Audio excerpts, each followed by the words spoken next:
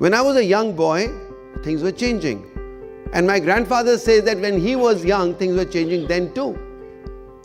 Then what is the difference between that change and the change today? Anyone? Yeah? The speed at which it's changing.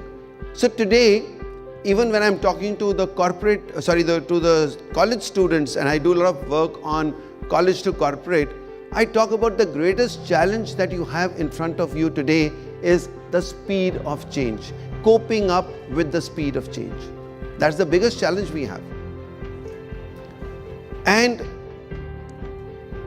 I have a quote which says, and it's my prayer, God, give me the capability of coping up with the consequences of the decisions I make. It is coping up with the change, coping up with the decisions I make in that changing world.